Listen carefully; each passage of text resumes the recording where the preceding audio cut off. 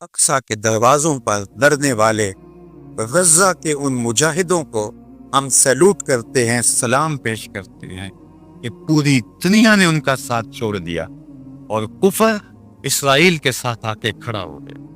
اپنے سرکاری جہاز میں بیٹھ کے بھی برطانیہ کا وزیر اعظم پہنچ سکتا تھا اسرائیل میں، لیکن اس نے ترجیح دی جنگی جہاز میں بیٹھ کر کے وہاں پہنچنے کی، اور اس نے عملاً بتایا بھی اور کہا بھی کہ میں اس لیے جنگی جہاز میں جا رہا ہوں اسرائیل تاکہ ان کو میں بتا سکوں کہ ہم ہر طرح سے تمہارے ساتھ ہیں۔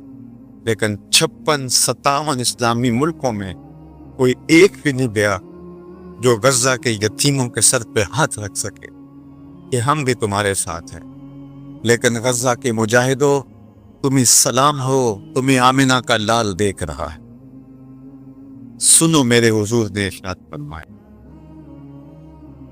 والذی، ارشاد فرمایا حضور نے کہ قرب قیامت میں جب دجال آئے گا، ابھی تو دجال کا ظہور ہونے والا ہے، دجالی قوتوں کا ظہور ہے، لیکن فرمایا قرب قیامت میں جب دجال آئے گا تو میرے غلام اس کے مقابلے میں نکلی گئے، حق کے راستے پہ اپنا سب کچھ کٹوانے کے لیے۔ سنو، صحاح کی روایت ہے، انی لعارف اسماءہم، میں اپنے ان غلاموں کو نام بنام جانتا ہوں، واسماء آبائہم، ان غلاموں کے ماں باپ کے ناموں کو بھی جانتا ہوں۔ کہانی ختم نہیں ہوئی، وَأَلْوَانَ خُيُولِهِمْ، جن سواریوں پر چڑھ کے جہاد کریں گے میں محمد ان سواریوں کے رنگوں کو بھی جانتا ہوں۔ کون سا غلام، کس کا بیٹا کس رنگ کی سواری پہ بیٹھ کے جہاد کرے گا، حضور فرمایا میں پہچانتا ہوں۔ غزہ والو تمہیں مبارک ہو، تجھے آمنہ کے لال پہچان رہے ہیں۔ زمانہ تمہیں چھوڑ دے، میں پرواہ نہیں ہونی چاہیے، اس لیے کہ آمنہ کے لال تمہیں پہچانتے بھی ہیں، تمہیں جانتے بھی ہیں، اور جن سواریوں پہ تم جہاد کر رہے ہو ان سواریوں کے رنگوں کو بھی پہچان، اور یہ جہاد کبھی ختم نہیں ہوگا۔ اللہ کے محبوب علیہ السلام نے فرمایا حضرت عیسیٰ آئے گے قرب قیامت میں، اور یہ ختم نبوت کی بھی دلیل ہے کہ وہ اپنی شریعت لے کر نہیں آئیں گے، حضور کی شریعت کے مطابق فتویٰ دیں۔ مسجد اموی کے شرقی مینار سے نیچے اتریں گے، آسمان سے نیچے اتریں گے تو فرشتوں کے کندھوں پہ ہاتھ رکھا ہوگا، تازہ وضو کے آثار ان کے بدن سے ہویدا ہوں گے، اور قطرے ٹپک رہے ہوں گے پانی کے زلفوں سے۔ فجر کی نماز کا وقت ہوگا، لوگ صفے باندھ کے انتظار میں ہوں گے، اقامت کہی جا چکے ہوں۔ حضرت عیسیٰ کہا جائے گا کہ آپ مصلی پہ آ جائیں، لیکن وہ حضرت امام مہدی سے کہیں گے آپ مصلی پہ آئیں، پیچھے نماز پڑھیں گے امام مہدی کے۔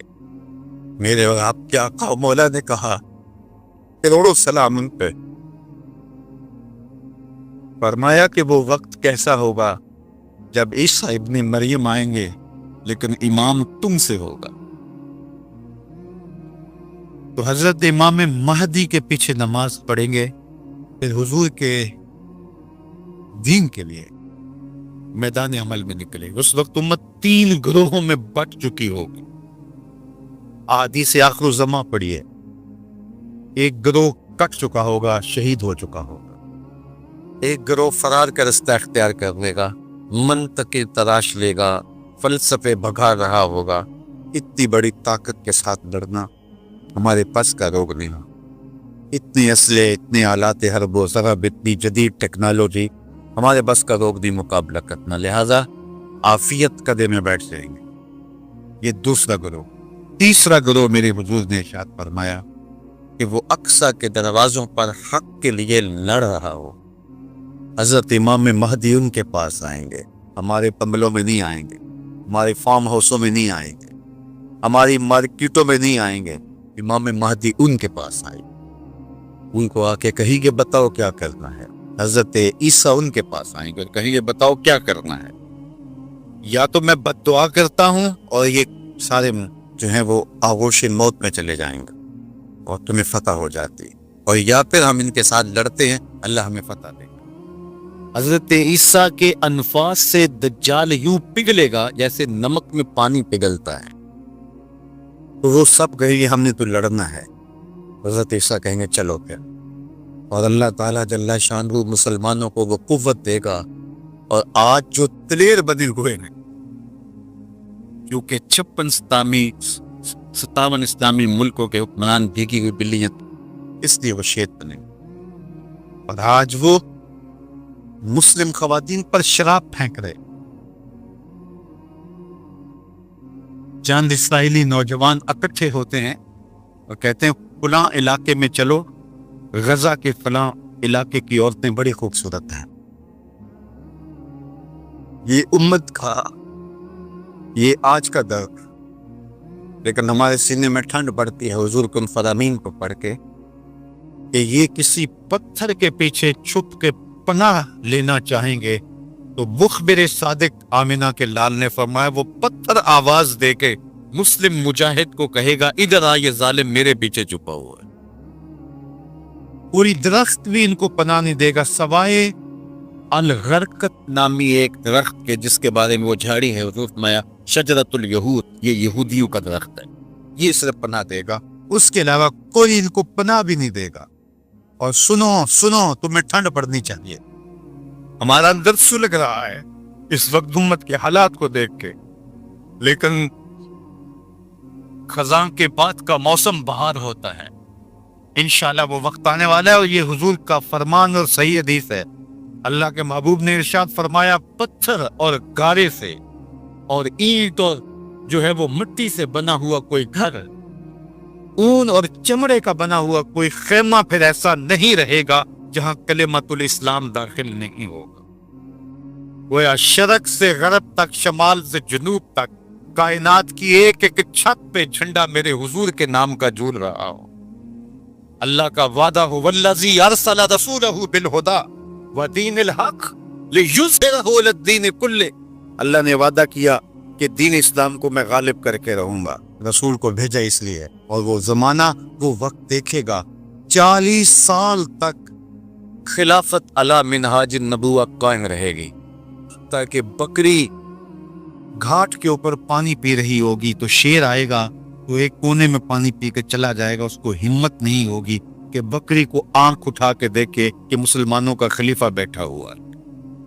40 سال تک یہ امن قائم رہے گا، پوری دنیا کے اوپر جھنڈے میرے حضور کے جھولتے رہے، اور یہ وقت آنا ہے۔ میں نے اور آپ نے اپنی نسلوں کو بتا کے جانا ہے دجال کے بارے میں۔ صحابہ دجال کے بارے میں اپنی نسلوں کو یوں سکھاتے تھے جیسے قرآن کی آیتیں سکھائی جاتی۔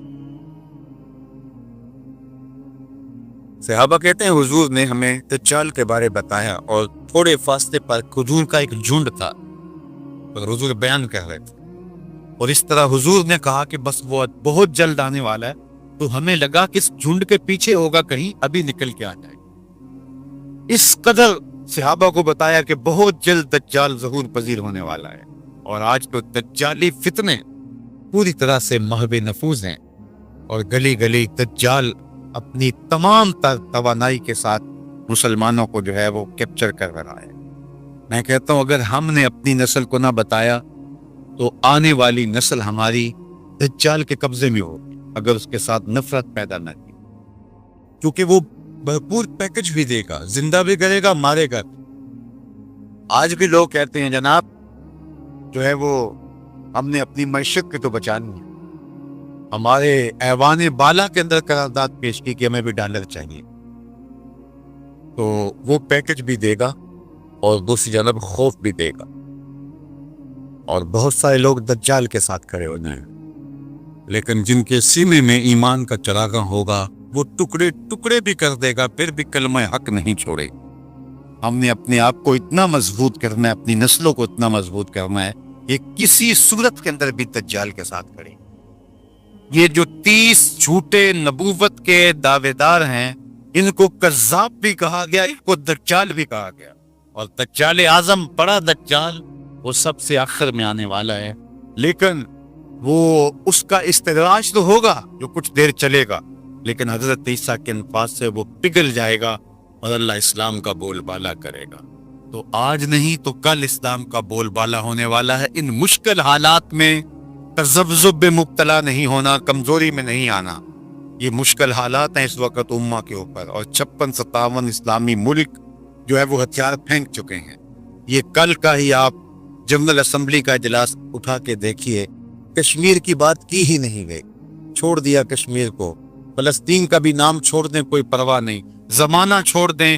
میں کہتا ہوں مالک وہ جو ڈٹے ہیں اقصیٰ کے دروازے پہ، ان کے حوصلے نہ ٹوٹنے دینا، ان کو سر بلند رکھنا، ان کو اونچا رکھنا، اور ان کے پیغام کا ابلاغ دنیا کے اوپر ہوگا. اور انشاءاللہ وہ وقت آنے والا ہے کہ پوری دنیا کے اوپر اسلام کا غلبہ ہوگا. ملے گے سینہ چاکانے چمن سے سینہ چاک، بس میں گل کی ہم نفس باد صبا ہو جائے گی. شبنم افشانی پیدا کرے گی میری سوز و ساز، اس چمن کی ہر کلی درداشت نہ ہو جائے گی. آسماں سار کے نور سے ہوگا آئینہ پوش، اور ظلمت رات کی سیما پا ہو جائے گی. شب گریزہ ہوگی آ کر جلوائے خورشید سے، یہ چمن معمور ہوگا نغمہ توحید سے. انشاءاللہ ہم نے حصہ ڈالنا ہے اور دعا کرنی، اللہ اگر ہماری زندگی میں حضرت امام مہدی حضرت عیسیٰ آئے، اللہ ان کے لشکر میں شامل فرمانا.